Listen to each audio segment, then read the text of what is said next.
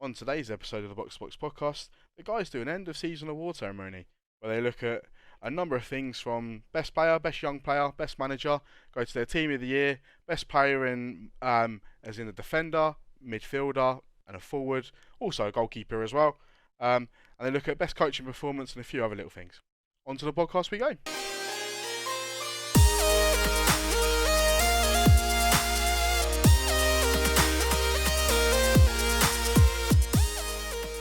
Hello, and welcome to episode number 26 and the end of season awards of the Box2Box podcast. If you haven't had a chance to go watch last week's episode, please go back and watch it. It was just sort of a review of the last weekend's games that myself and Reza went through. And yes, if you haven't had a chance to go back, haven't had a chance to listen to it, please go back and listen to it. Once again, I'm joined by Reza. How's it going, mate? You alright? Yeah, all good. All good. Cannot complain. Good. Right, so we'll crack on.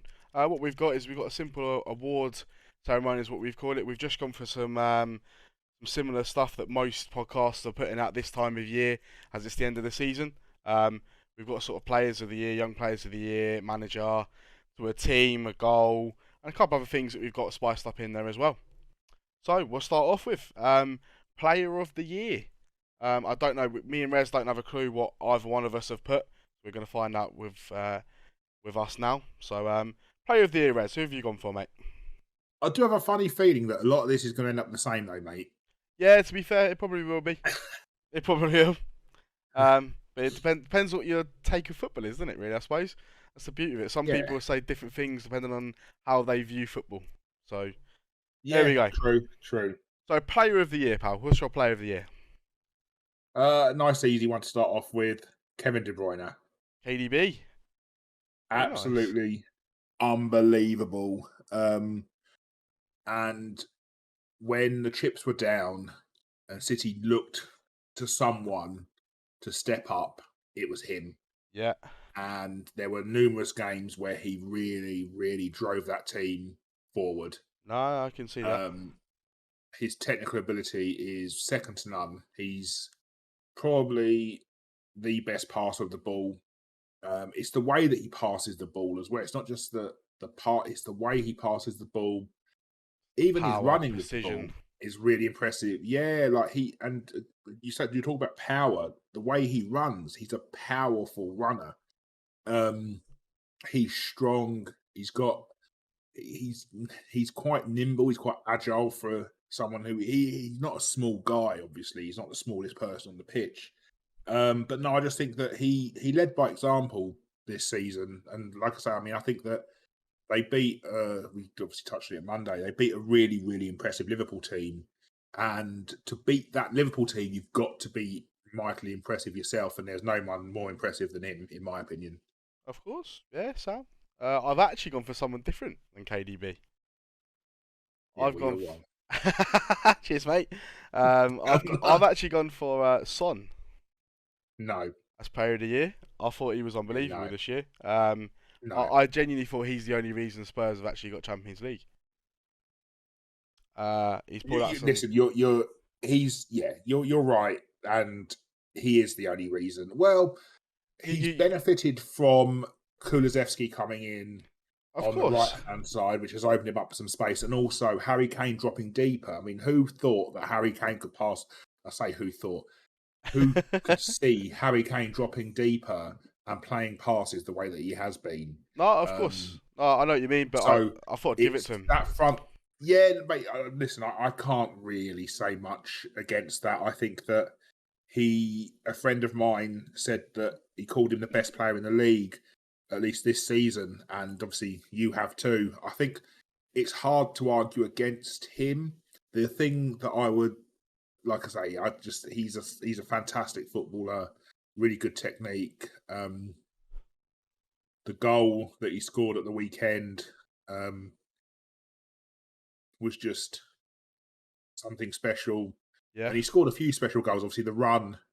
Yeah, I think my thinking behind it was only mainly because of Tottenham weren't given a chance in hell of being anywhere near top four. And he has sort of pulled it out of the bag for him. He scored goals when they've needed him. He's tied up Salah for the golden boot for the season, which you think no one would have thought Son would have been up there. You think he'd get a lot of goals, but you wouldn't think he'd be up there with the likes of Salah, Cristiano, and that side of things in terms of the amount of goals he scored, which is unbelievable for them. I know, obviously, said like you say, Kulusevski coming in has helped him out massively because there's another threat, and then obviously with Kane dropping deep, and he's not as much Zaki in the box as much as before. Um, but yeah, I thought I'd give him the player of the year. Yeah, no, that's fair. Sound right. We'll move on to young player of the year. Yep. Let you go, pal. Who's your young player of the year? Me, before we get going, There we go. what's your definition of young? Because obviously, I mean, Jesse Lingard's still referred to as young by some. I'm fucking Motherfucker's 34. 29 years. Yeah. Fuck me.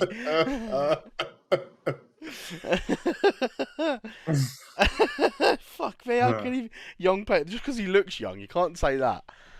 I'm not saying that Jesse Lingard is my young player of the year, but what I wanted to clear up is what you just find, what you consider young, because basically the player that I've picked, he's 22. Okay, now, I would have said 23 or under for me, classes as a young player. Fair. Yeah, well, it's because Phil Foden obviously won the award, didn't he? Yeah. And he's 21. And so I thought, well, actually, this guy I thought was immense for the majority of the season. And he's a little bit older, so in my mind, it counts. So I've gone for Conor Gallagher. Conor Gallagher, fair enough. To be fair, obviously, because it's only his first proper season in the Premier League, you'd probably think he was younger than what he actually is. If you're saying he's 22, I would have thought he was like 18, 19. I didn't even know. I thought he was quite young. Yeah, I mean, I did. I was slightly surprised when I saw he was 22, and then I was like, "Oh, Foden." So I had a look. Foden's 21. I was like, "Yeah, that counts as young." So Foden's 21. Yeah. I thought Foden was about 16. He looks it. That fucking haircut. So yeah, I can see why you've gone for Conor Gallagher. If you want to just give us a little explanation why you've gone for him. I think that he's done really well in a team that no one really expected to do that well.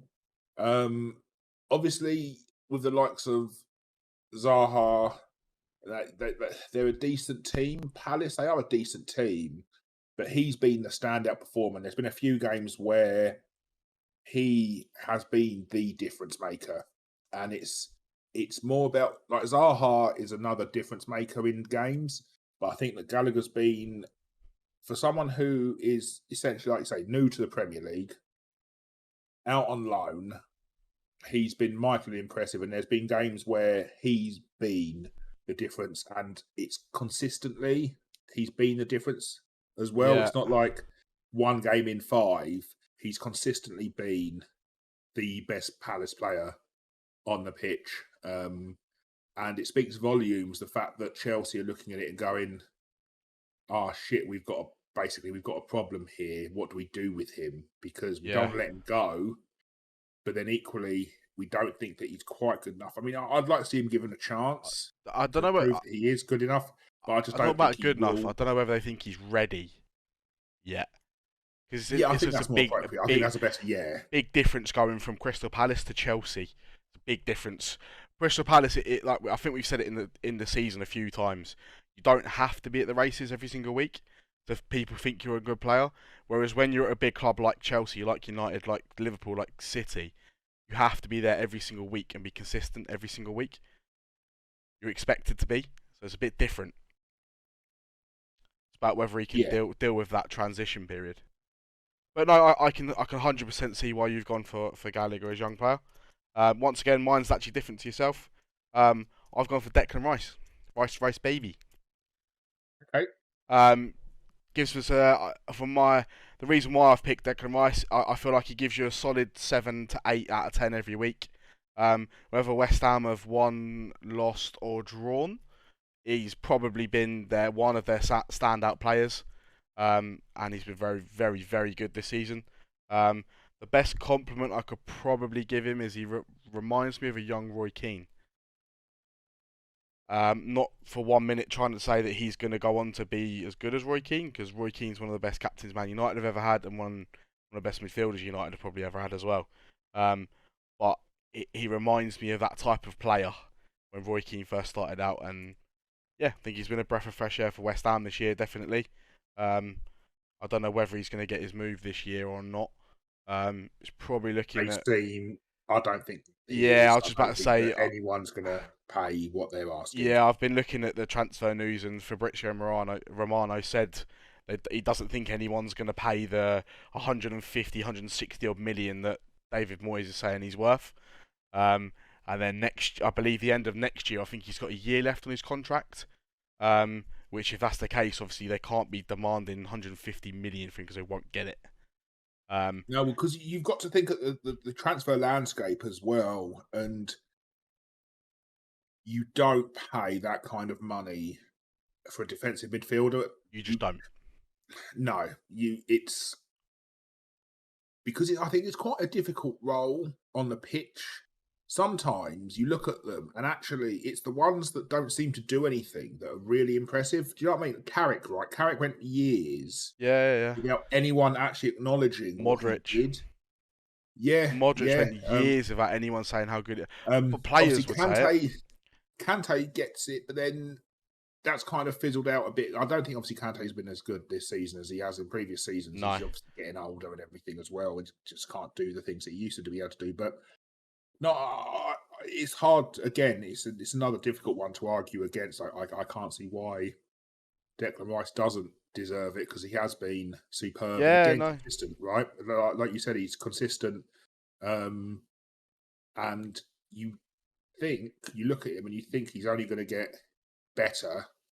With age. But West Ham asking 150. They're living in a fucking dream world.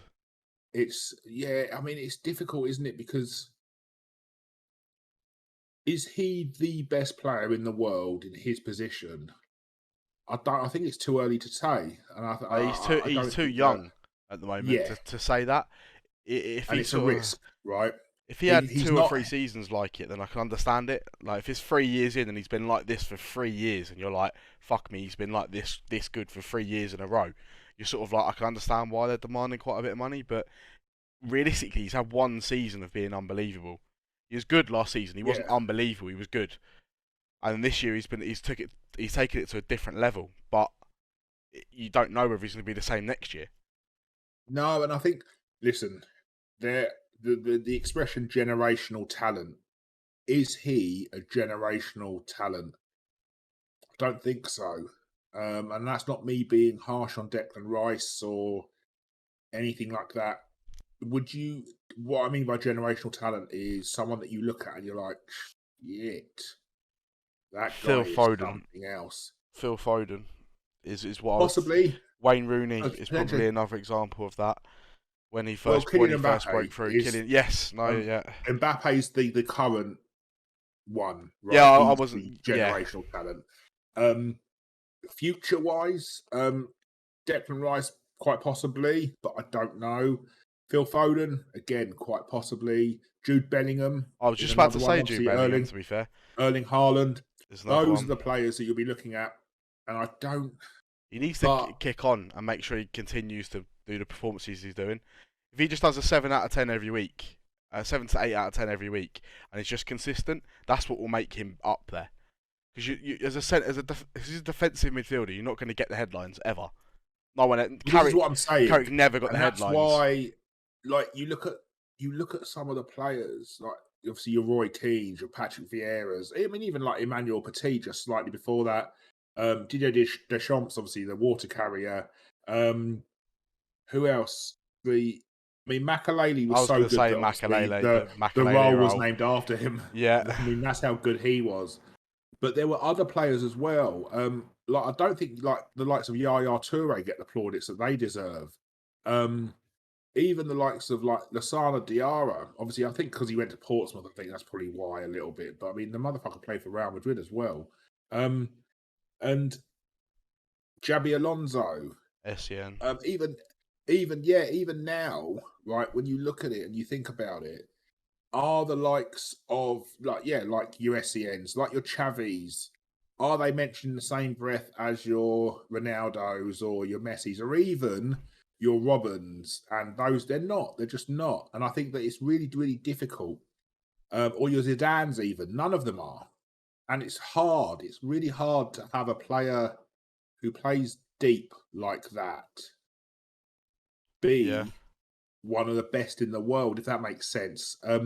And because 150 million, you are literally dream saying, world. no, this player is. And listen, West Ham can do it because they're going places, right? They're doing well and they're hoping to kick on, and they're not going to kick on if they get rid of Declan Rice. You can't replace him. That's what I would say. I don't think 150 million could you. You maybe you could actually maybe. I mean, you've got the likes. I mean, like that. Kessie, he's just gone. Who did he sign for in the end? Juve. You got Left Juve. AC. I don't know. He left I, AC, I didn't he? He genuinely, wasn't yeah, I know who Juve. he is. I know who you're talking Um, about. Yeah, but he's gone on a free, isn't again, he? really good. Yeah, really good defensive midfielder, and I mean, he's just gone on a free, and you think 150 million is a bit too much, in my opinion. Maybe some West Ham fans can comment on that, but yeah, Nah, I don't. But no one's buying him. not Ultimately, for no one's going to pay 150. that money. No chance. No. Right, that covers Young Player of the Year. We'll move on to Manager of the Year. Are we in any doubt who the Manager of the Year is? I'll let you go, but I'm pretty sure it's going to be the same answer for both of us. I don't. I don't think so, and it's not the motherfucker who won it. Well, my answer's Pep, Yeah, so's mine. but But he Pep won the didn't win Premier it. League. Yeah, no, I can't believe it. You win the Premier No, but League. he did. Yeah, and he didn't win Manager of the Year. You talk about Manager of the Year for the Premier League, and they've gone for because Klopp's got to 3 finals. Yeah, but he didn't win the Premier League. Yeah, He bottled it in oh, the Premier League. mate. It's the whole Liverpool media bullshit all over. Pep by far and away. Look, I understand. I think people look at it and they're going, "Oh, but Liverpool were like however many points behind." That was bullshit anyway because I had games in hand. I hate it when people bring that up because I had games in hand at the end of the day. Fact of the matter is, City did what they had to do when they had to do it, and Guardiola was relentless in his pursuit of that. And one thing you've got to give him massive, massive amounts of credit for is that it seems like no matter the player he signs, he always manages to find a way to fit them in the team and play the way that he wants them to play. Um, and that's pretty impressive. Yeah. Um, Nah. so for me, it's Pep. Yeah, it's Pep. I can't really say much else really. I can't really sing his plaudits even higher. Um, I think maybe the last thing for himself at City needs to win a Champions League, realistically, and obviously that they end up being favourites every year to win the Champions League, but they never seem to actually win it. But in terms of Premier League, he's been unbelievable, and some of the results they have, and to score 99 goals for as a team without an actual registered striker, you think is absolutely fucking mental. To think at the start of the year, we're going into the year saying that City haven't got a striker on the books apart from Gabriel Jesus, but you can't hang your hat on someone that will have 10 chances, will blaze 4 of them over the bar, put 2 of them wide, and score the rest. So, so yeah, they've done really well. So that was Manager of the Year covered. Moment of the season. I went for one just because it's simple. I hate Liverpool, so I went for City's comeback on the last day of the season. Yep, I went for the third goal. That's It's more than listen. As a United fan, obviously, as United fans, we've been on the end of this shit, right? The whole Aguero, fuck off. It similar vibes, yeah, right? It was the the excitement, the euphoria. They made it hard, and obviously Villa gave them a really good game. But I don't think that there is another moment this season that quite defines the season like that moment. I think City's third goal going in is just, yeah, for me, it is the moment, unfortunately. Obviously, I would yeah, have liked it to have been some sort of United moment. Um, but no, it's that for me. yeah. No, there's nothing much I can really say about it. I've had the same thing. They deserve to have it, and they've got that. Right, so we move on to a different one then. So we've also had Manager of the Year. Next one we've got is best coaching performance of the year of Yep. a coach in one manager in one particular game. Um, what did you go for yours? Oh, so it's one. See again. I haven't. Right. Go on. I've gone for Eddie Howe. Okay. Um, and the reason I've gone for Eddie Howe is because the turnaround at Newcastle since he came in has been nothing short of incredible. Yeah. I think were they third best team in the league since he Uh, arrived, yes, they are. something like that. Point wise, they are. Since Christmas, they've had more point. They're the Yeah, third best point team in the Premier League. I think when he was appointed, there was some laughter. People looking at it going, "You've got all this money and you go and appoint Eddie Howe." I didn't think it was a fantastic appointment. I thought that because at the time they were quite low down in the league and it looked like they were right in the relegation fight. But he came in and he turned it around. I think from that perspective, he's not the manager of the year because I think absolutely Pep is. But for me, in terms of coaching moment, I think the Eddie Howe appointment and the turnaround of Newcastle for me is that.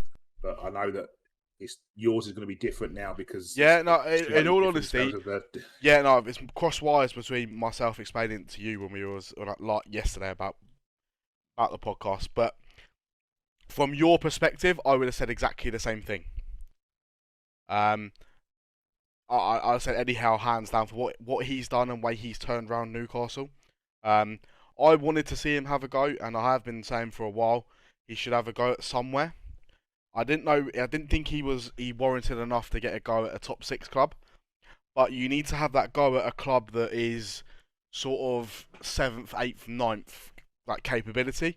It's what we used to say in the old days as you'd go to Everton or Tottenham. Is where you'd like to see a player or a manager go to and go, can they do it there? If they can do it there, then they go to the top four after. And Newcastle could definitely be that club. The fans are nutcases.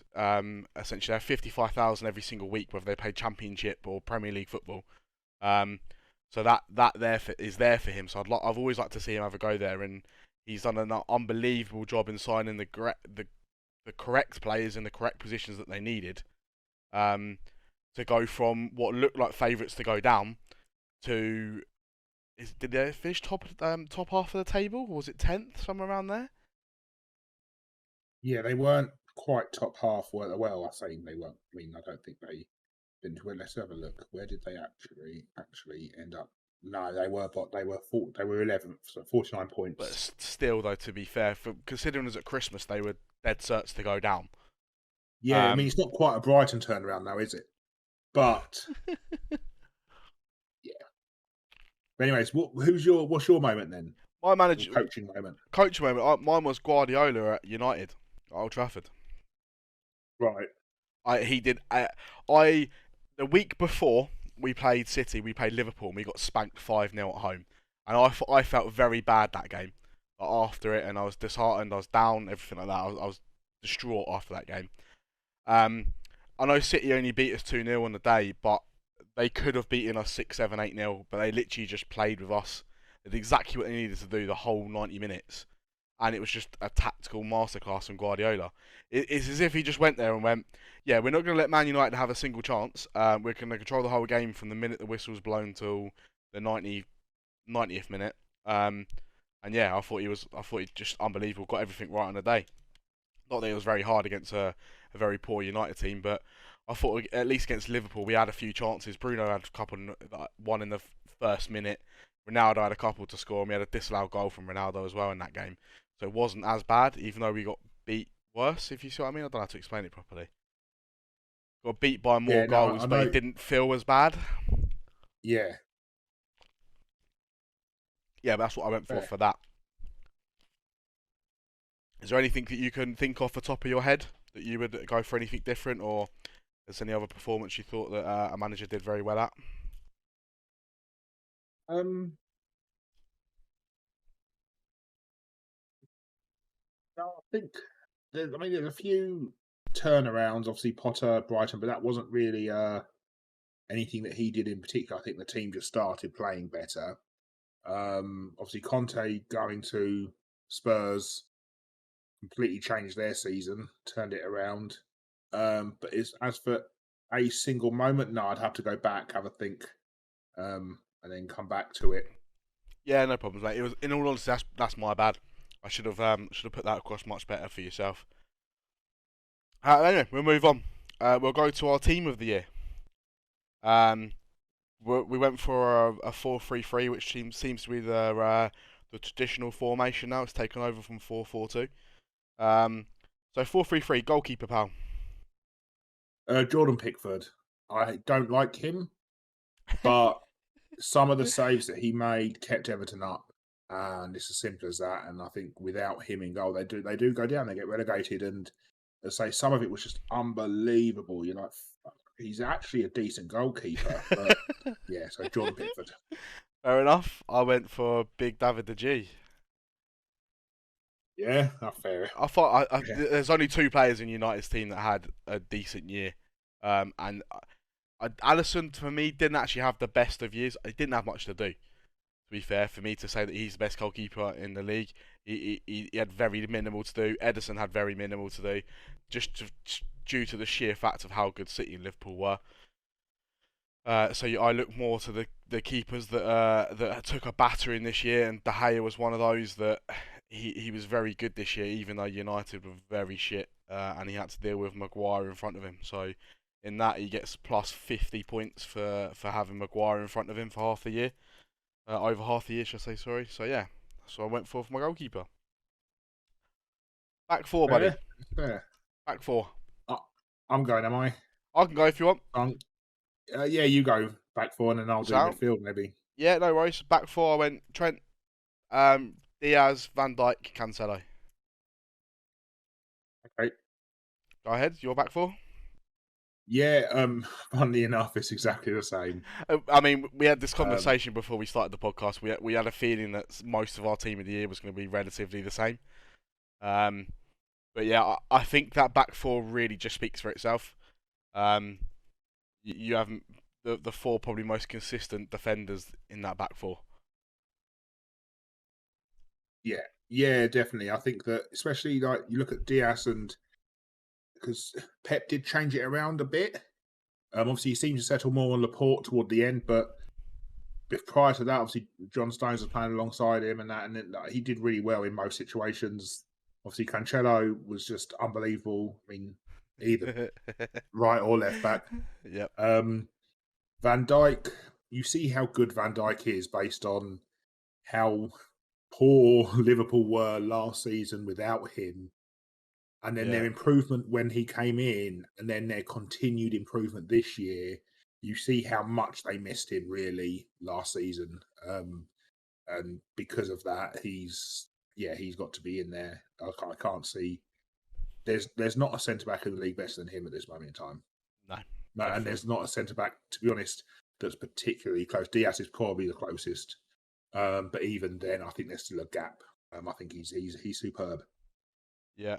I think that's pretty much covers it. And then Trent's been the best right back probably this year.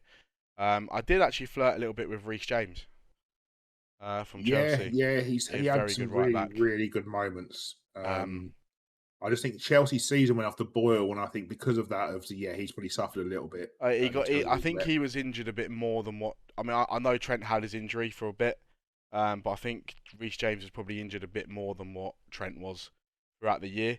And a lot of Reece James's very good performances came in the Champions League. So that's why Yeah, I picked Trent over him.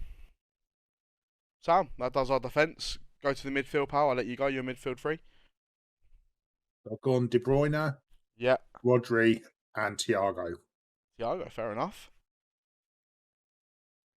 Yeah, again, it's De Bruyne speaks for itself. It's we spoke about De Bruyne earlier. Rodri really coming into his own this season. See, when they signed him, he was quite poor, actually, quite raw. And people obviously were like, "What is this?" But actually, he's particularly this season, as the season's gone on, he's really grown into that role. And it speaks volumes now that actually Fernandinho going is now not an issue, Yeah. right? Um, all of a sudden, it's like, oh no, that's fine, whereas it wasn't fine. So Ah, yeah, Rodri, and then Thiago, he's just something else. Bags and bags of quality. Really made a difference to that Liverpool midfield, which is, in my opinion, the weakest part of their team. yeah. And actually, he made a huge, huge difference to that midfield this season. And that flick, it's like stuff like that. It's just pure. It's just filth, and not many players can do that, and he's one of them that can. So, and I say it's impressive how little they paid for him. So yeah, Thiago is my third. Fair You? enough. I went for KDB as it speaks for itself. I don't need to say anything about that. Bernardo Silva, I had to get him in. I could get him in. I could get him in up front, and I think he's been unbelievable for City this year. Um, he seems Except to for the last be. game. So yeah, as Jack Grealish said about that, I mean, dying with laughter. He's like, I want to say thank you to Bernardo Silva for coming off in the 70th because he had a shocker. But no, apart from that game, he's been unbelievable for him this year, and I think it's like he's a carbon cut out of David Silva.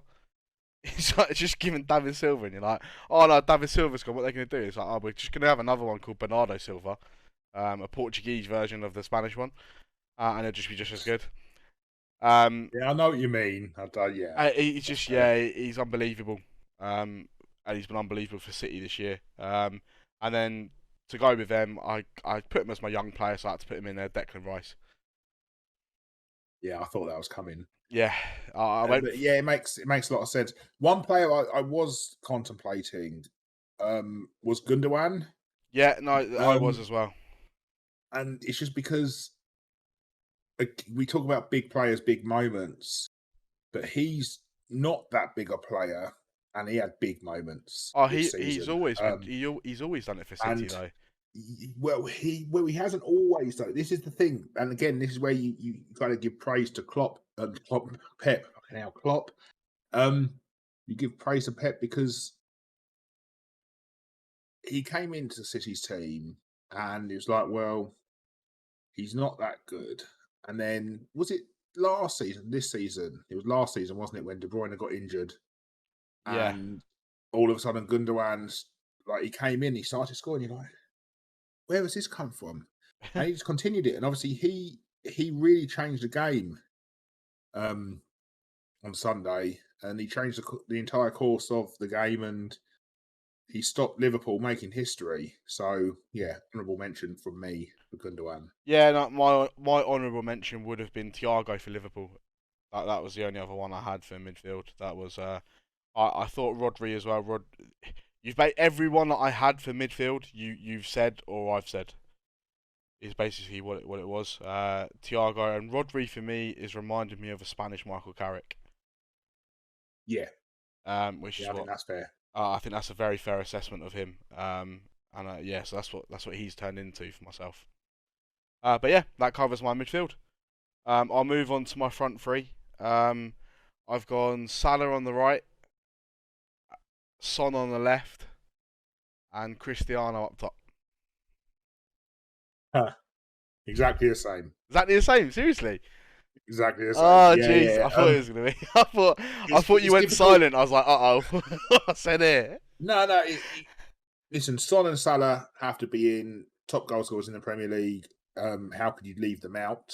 Yeah, And then Ronaldo, technically second top goal scorer. Obviously he's third, but it's second because the top two drew. Um, in a team that has been real shit for most of the season, yeah, it's an impressive return. So yeah, those three are the standout ones. Obviously, Kane, Kane is the best striker in the Premier League. Um, I don't think there's any doubts about that. But his role this season changed quite dramatically. And I think obviously his goal scoring did suffer on the back of that. Turned into like a number Um, 10 rather than a number 9. exactly that, yeah. And I think that Kane has a shout of being in there. I think that if you're looking at a team and balance, Kane's a better choice than Ronaldo, but it's difficult to leave Ronaldo out considering the impact he had on a team that was so bad I and the look at goals it that he as if, scored. if you genuinely put Ronaldo in Chelsea, Man City, or Liverpool's team, he would have scored 40 goals this year. Yeah, most That's what I genuinely believe. I believe he'd have scored 40 goals. With the chances that they create for their main players, he would have scored 40 goals. And he still got 20 plus with United, and he had no service whatsoever. So to me, that he deserves to place him just for that alone. And people might say it's biased as we're both Man United fans, but I don't give a fuck. He's going to my team. Right, that covers team of the year. We'll move on to goal of the year. I yeah, this was quite a difficult one to be fair. I did watch quite a few goals back and back and back and back. Um, I'm gonna let you go first.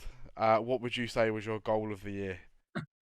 I've just gone for Danny Ings versus Newcastle Fair enough. overhead kick. Yeah, I just love an overhead kick, and it was pretty special. There were a lot of goals yeah.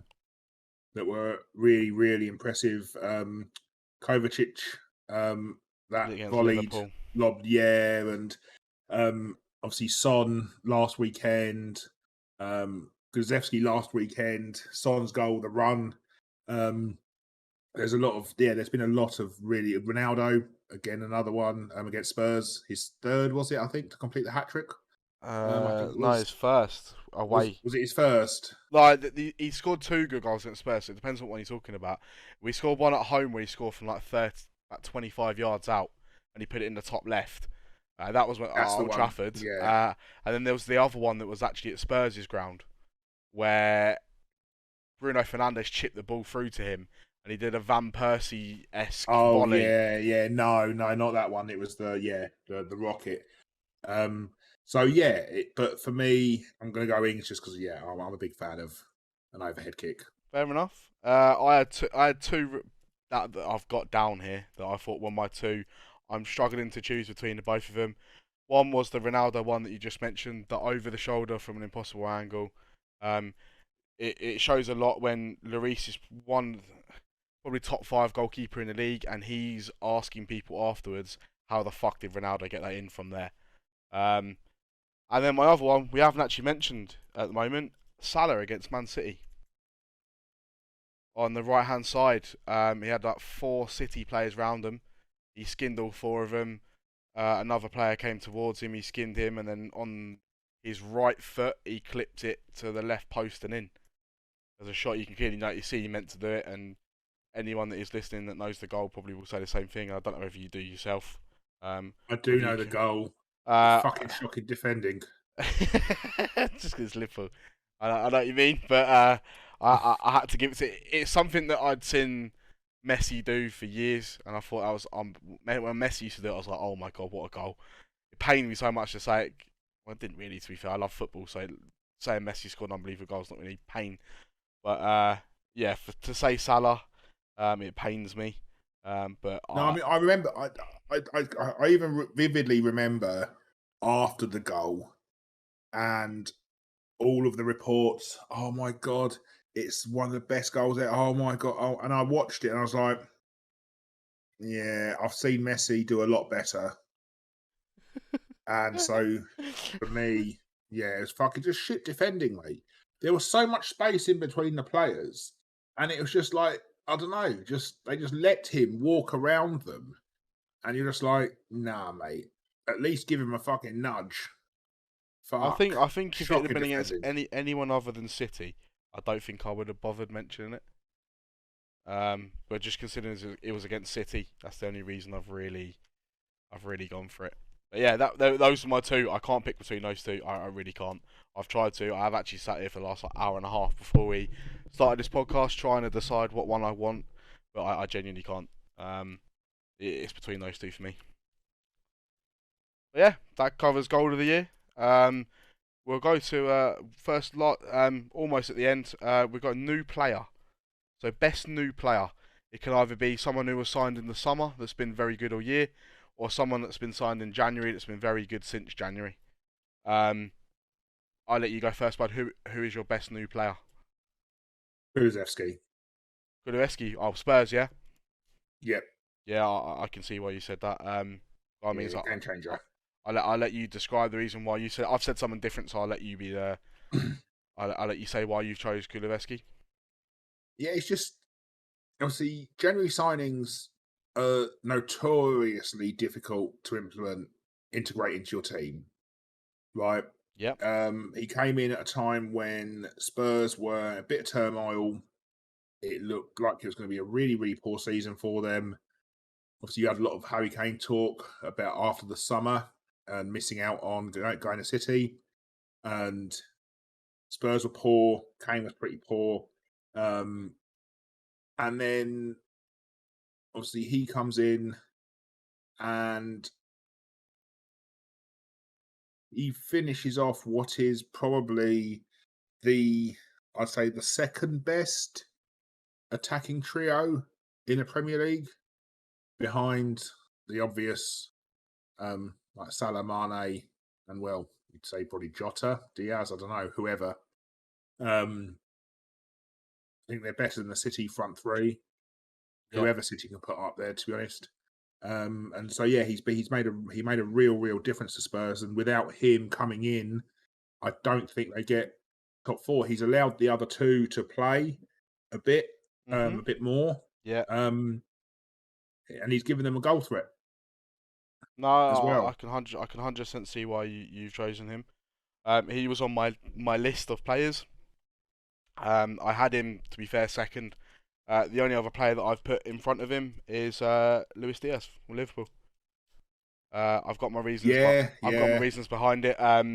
Salah, with what's going on with his new contract, I think. I mean, I sitting there December. You're sitting there December, and you're going. Liverpool have to sign Salah to a new contract. They have to do it. They have to just give him what he wants and get the signing over and done with, and keep him because he's the best player for them. I am not for 1 minute saying Luis Diaz is going to be better than Salah, um, but he looks like he could be. Uh, yeah. and I No, think mate. he's called that contract talk right down.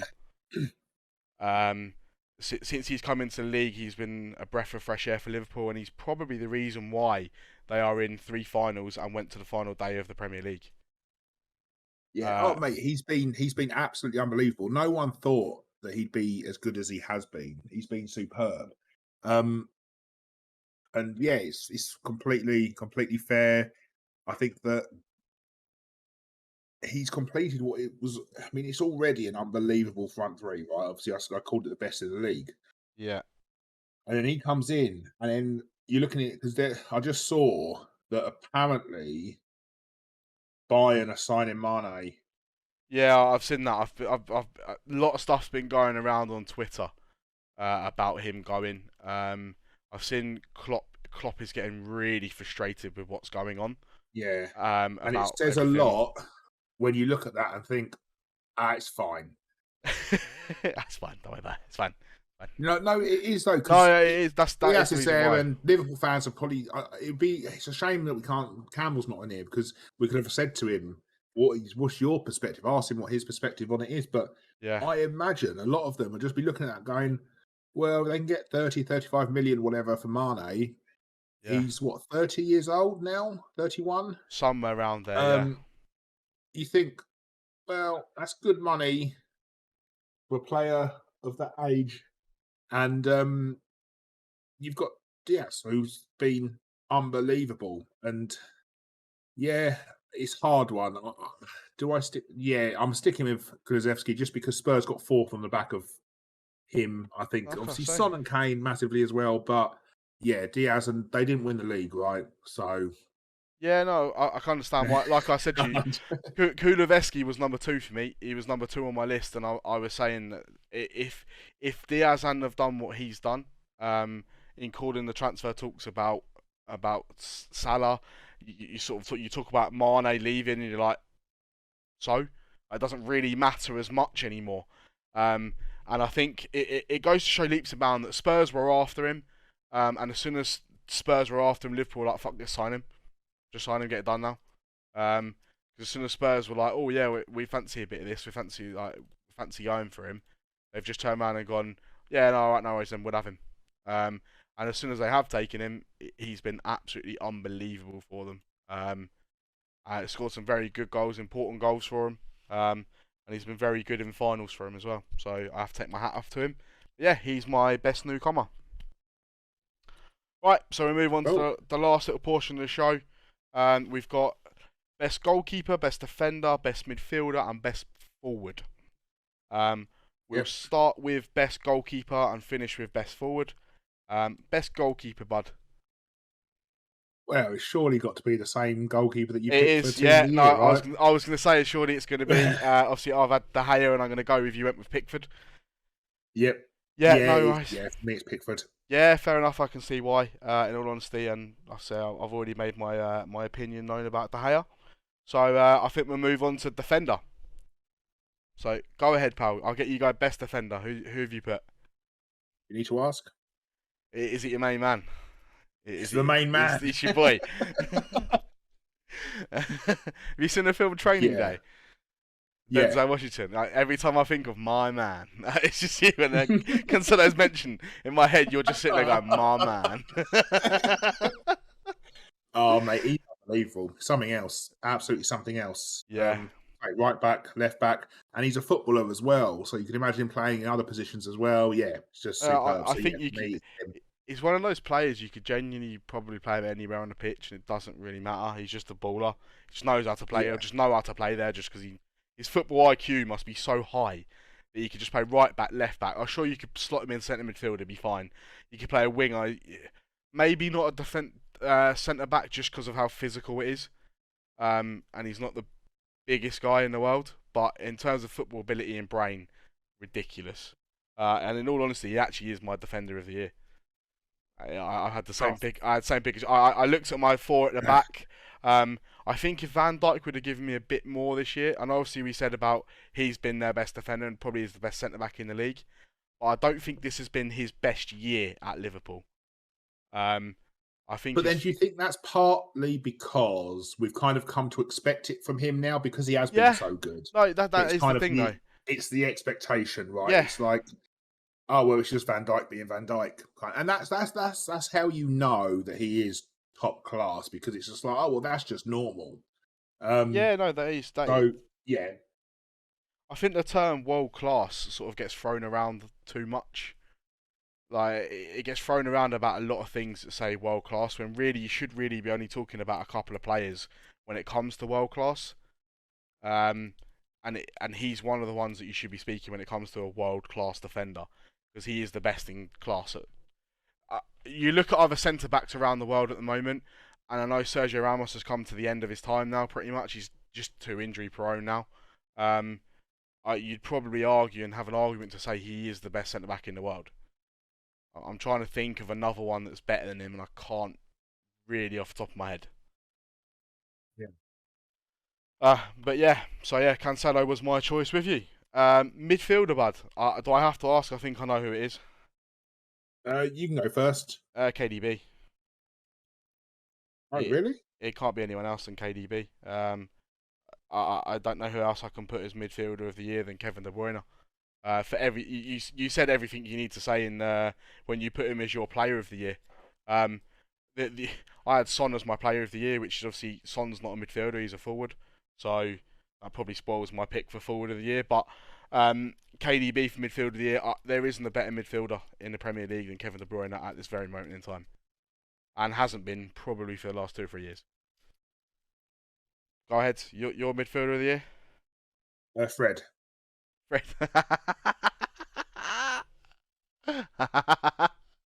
Honestly, he wouldn't make my top 50 in the Premier League. He's above McSauce, mate. 100%. Yeah, I never said McSauce was up there either. No, it's De Bruyne. There is no one else. There's no one, like you said, there's no one close to him. Listen, there are some unbelievable midfielders in the Premier League. And none of them are close to being able to do what De Bruyne does and bring what De Bruyne brings. And you think back when City paid was 55 million from Wolfsburg, Yeah, something like that. and people were like, shit, what have they done? What are they doing? For a Chelsea flop. Unbelievable. Yeah, They were saying for a Chelsea flop, they paid 55 million for a Chelsea flop. And yeah, yeah, he's been absolutely unbelievable. unbelievable. Yeah, no, he has. Yeah, there's nothing more you can really say about him. He is what he is. Just watch him. You can tell he's the best by a country mile in the Premier League. Um, and you probably even go as far once again to say the world. I'm just trying to think if there's any other centre midfielders in any other club in the world that you'd pick above De Bruyne. One of those things where you mention something and you say, "I'll wait" afterwards. God, genuinely don't know. Can't think of any. Yeah, no, not off the top of my head. No, off the top of my head, I can't really think of anyone. But not to be fair, but the centre midfielder is a lacking position. If you go back sort of 10, 15 years ago, you had a lot of great centre midfielders, and you seem to don't have as many now. I suppose probably because the roles have been changed so much to attacking midfielder, centre midfielder, and centre defensive midfielder. When it seemed like about 15 years ago, you sort of did all three. Mate, Yeah, I think you might be with better at one of the midfielders though, three, but it's they seem to be peaking later. yeah, You think De Bruyne's 30, Thiago must be nearly 30. I don't know how old Rodri is. I don't think he's mid 20s, 26. isn't he? I think. Yeah, I think he's Yeah. 26, somewhere around there. But I do think that generally nowadays that they're starting to just basically just kind of peak a little later. So I Yeah, think there's an element of that. So yeah, it's I know what you mean. You kind of look at it and you're like, well, who's coming? There are players coming through. I mean, obviously you mentioned Declan Rice, you mentioned Jude Bellingham, like from the England side of things. Obviously Phil Foden, Mason Mount, those players are coming through. So, and obviously you've got the likes of Pedri and that as well coming through. So there's players coming through certainly, but the old guard are still leading the way. You look at the likes of Modric, even Kroos still at Real. yeah. Yeah, the old guard is still younger than me, but yeah. But no, in terms of football terms, I don't mean by old. Yeah. But yeah, that does midfielder of the year. Forward of the year, I've already spoilt mine, so I'll say mine first. Son, he's my player of the year. I've got to give him as my forward of the year as well. I can't pick someone else and be like, oh, why didn't you pick him for player of the year then? So Son for me is my forward of the year for the reasons I've already mentioned. Go ahead, pal. I'll let you pick your forward of the year. Romelu Lukaku.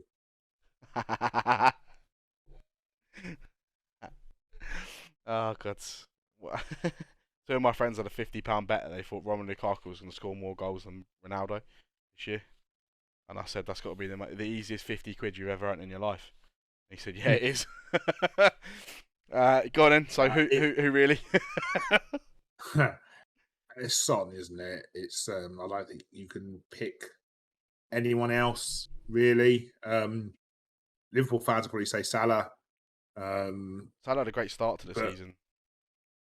Yeah, not a great finish. They're very different, Salah and Son. And I don't know, who would I rather have in my team? Right now I'd pick Son over Salah. So it's Son. Yeah, right. That does it. For the end of the season sort of review, or should I say award/review. Thank you very much for listening with us. Please give us a like on all our socials. Comment down on the video on YouTube, and please let us know who yours was. Let us know if you think of anything of our picks. Let us know if we're right or wrong. Obviously, myself and Reza will stand by what we've picked. If you feel like someone's different, please let us know. I'm sure me and Rez will read them and we'll discuss them. And maybe at some point we might discuss them in a future podcast. If you want to appear on the podcast, please reach out to us on any of our socials. We will be doing some podcasts over the summer. We won't just stop until next season, so we will be having some fun podcasts and stuff like that, and to change it up a little bit. I might even do something like a quiz and get a few special guests on to see if they can beat myself or Reza at a football quiz. Sure, it'll be quite some fun, and we'll basically just go from there. So thank you very much for listening, and we'll speak to you soon. Oh, thank you.